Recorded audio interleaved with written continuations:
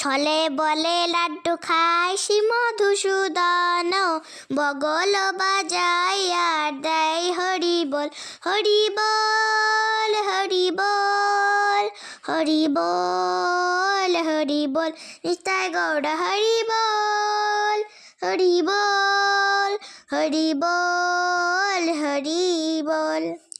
রাধিকা দিগনে হেরি নয়নের কোণে, তৃপ্ত হয়ে খায় কৃষ্ণ যশোদা ভবনে।